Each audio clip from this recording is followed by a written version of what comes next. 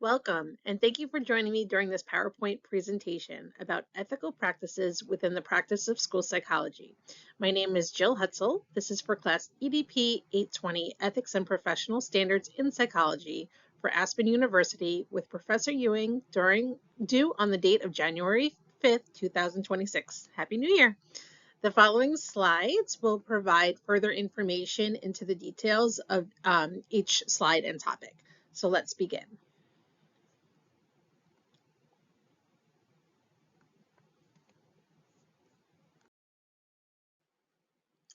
This presentation will be divided into different areas of ethical considerations, which will be further explained on each slide. The presentation began with the title slide and table of contents. Slides 3 and 4 will be dedicated to information pertaining to client confidentiality.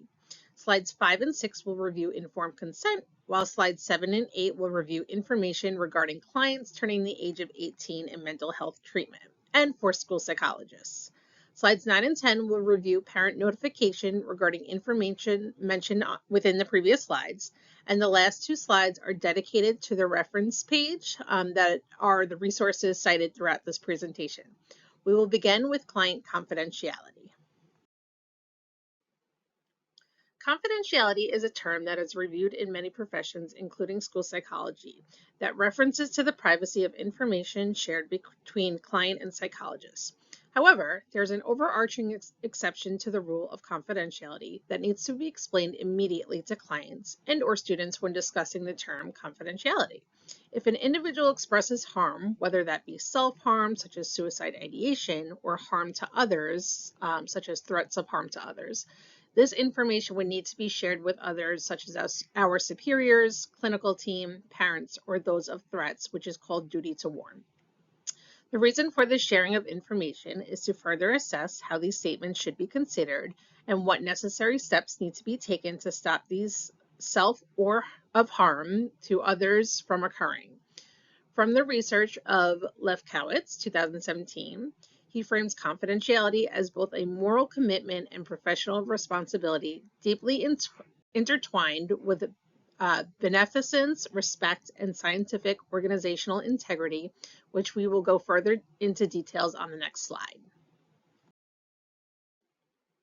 Lefkowitz, 2017, mentions that confidentiality is a core ethical obligation grounded in respect for people, trust, and professional integrity. As mentioned, school psychologists, along with other mental health professionals, are obligated to protect the rights and information presented by students, clients, and those they work with. Confidentiality helps to instill trust, represent honest disclosure, and build ethical and professional relationships. Lefkowitz, 2017, expresses that information including personal, organizational, such as school, or research should be disclosed unless there is professional justification, which should be handled with responsibility and limit access to sensitive information especially. Professional ethical practice requires professionals to set limits and clear expectations from the onset and make it clear that confidentiality is not absolute. Lefkowitz, 2017. Breaching the boundaries of confidentiality helps to legally prevent harm, comply with laws and policies and regulations, and protect overall welfare of those being served. However, confidentiality also requires careful protection of participant identity, including data, anonymity, and ethical reporting. Additionally, individuals served should always be notified what can or will remain private and what information needs to be shared, which is essential for the transparency of expectations. The Ethics Code of the American Psychological Association, also known as APA 2017, directly states that informed consent is psychologists informing participants about 1, the purpose of the research, treatment, and expected duration and procedures, 2, their right to decline to participate and to withdraw from the research once participation has begun, 3, the foreseeable consequences of declining or withdrawing, 4, reasonably foreseeing factors that may be expected to influence their willingness to participate, such as potential risks, discomfort, or adverse effects. 5, any prospective research benefits. 6, limits of confidentiality. 7, incentives for participation. And 8, whom to contact for questions about the research and research participants' rights. They provide opportunity for prospective participants to seek questions and receive answers. Mills, 2024, paragraph 2. Overall, key elements for professionals to keep in mind for informed consent include general information of clients, such as the procedures, duration, frequency, purpose, risks and benefits, discomforts, and alternatives, the comprehension, such as understanding presented information, voluntariness, decline or withdrawal without penalty, confidentiality, such as transparent expectations of what information can and cannot be shared, and contact information. Example, who to contact about client for research, treatment, or emergency purposes. That was from Sherry, 2023. School psychologists also need to abide by the policies outlined in the Code of Ethics and abide by the laws that involve informed consent, especially when it comes to students who are considered minors. The National Association of School Psychologists, 2020, provides descriptive guidelines for school psychologists specifically when it comes to supporting students within the school system. Informed consent for school psychologists entails clearly explaining services and making sure they are understood by the student by using age-appropriate language that explains purpose, procedures, potential risks and/or benefits, and the student's rights. School psychologists are also required to obtain legally authorized guardian consent and obtain student assent, affirmative agreement from the child, while respecting the child's developmental cognitive autonomy and processing. That's from NASP 2020. From the onset, NASP 2020 explains school psychologists are required to clarify the limits of expectations of confidentiality, also explaining this terminology and indicating when or why information could be shared, such as the child making statements of self-harm or harming others. Lastly, school psychologists are tasked with ensuring consent is ongoing, up-to-date, voluntary, and/or revocable, always documenting the conversation, change of services, or termination of consent. NASP 2020. Mental health professionals need to remember that when treating a child for mental health services, there is the potential of that child turning 18 while under their care. What does that mean? This means the child has reached the age of majority and assumes full legal responsibilities for their own treatment and confidentiality. During this transition process, the care and treatment team at St. Jude's Children's Research Hospital, 2025, explained that clinicians should gain informed consent from the adult now that they are legally required to gain consent to all services and treatments, such as planning, medication, goals, etc. The parent consent is no longer considered valid at this point. Confidentiality, including HIPAA, the Health Insurance Portability and Accountability Act, will need to be reviewed, ensuring information shared is limited, with exceptions as discussed prior, even if parents are paying for treatment or insurance. That was from Mindscape 2025.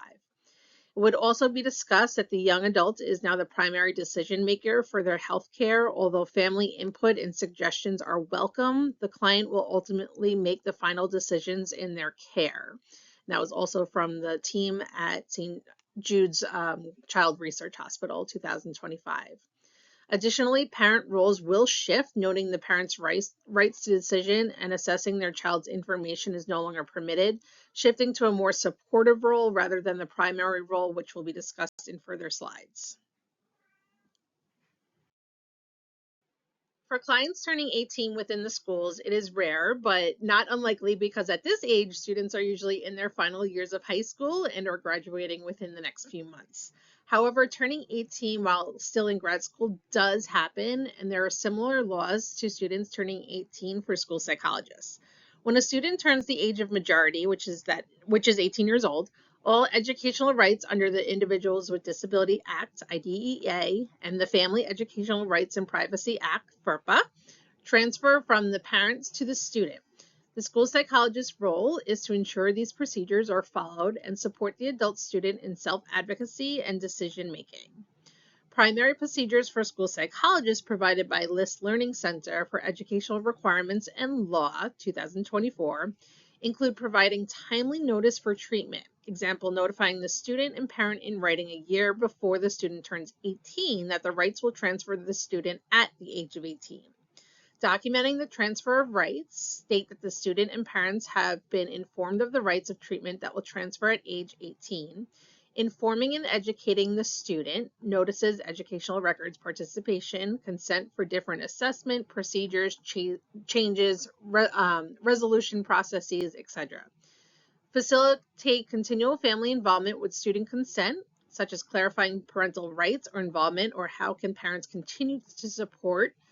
Assess and address capacity of student for decision-making processes, and educating self-advocacy skills to communicate educational and or emotional needs. Effective parent notification for informed consent isn't just formality. It's a process ensuring parents are fully educated, respected partners in decisions about their child's health and education, legally and ethically required for minors. Durrani, 2019. Key components of parent notification with informed consent includes full disclosure, such as provides full detailed information of treatment procedures, options, risk benefits, and confidentiality, etc. Language accessibility, for example, information provided in the parent's native language. Voluntary participation, clarified treatment options are voluntary with no penalty for refusal or withdrawal. Child assent or dissent, for example, assessing if the child is capable of decision making to accept or refuse treatment options. And written documentation, so documenting everything and receive a witness signature for any consent, making known that documentation is available for parent view. Similar to parent notification for general mental health treatment, school psychologists are also tasked with many of the same procedures for informing parents of student services, including counseling, any assessments or evaluations, social skills training, and or special education processes to include 504 or behavioral plans. Stone 2021 provides a full guideline on procedures for school clinical teams obtaining informed parental consent. These procedures include, but not limited to, depending on the state and district, service offered, such as full disclosure of services being offered, including details of job roles. Voluntary nature, explain that all participation is voluntary and refusal to services won't impact school benefits. Confidentiality and limits, explain what is kept private and what information can be shared. Parental rights, rights to records, questions, withdrawal of consent, and no penalty for refusal. Duration, the length of services, and costs or fee, which services are usually free and provided by the district, especially if the team is making the recommendation, and providing accurate contact information. School psychologists will also want to explain in clear language that is native to the parents the laws of IDEA, FERPA, PPRA, HIPAA, prior written notice, safeguards regarding special education services, and 504 plans, to include opt-in and opt-out forms, which should always be dated from the start of services until finished within the same school year. Thank you so much for taking the time today to learn about ethical practices as it applies to school psychologists, specifically from the perspective of client confidentiality, informed consent, clients turning 18 in mental health treatment, and parental notification. These last two slides are dedicated to the references cited throughout this presentation. If you have any additional questions or concerns, please feel free to reach out to me directly at jillhutzel@yahoo.com. I appreciate your time today.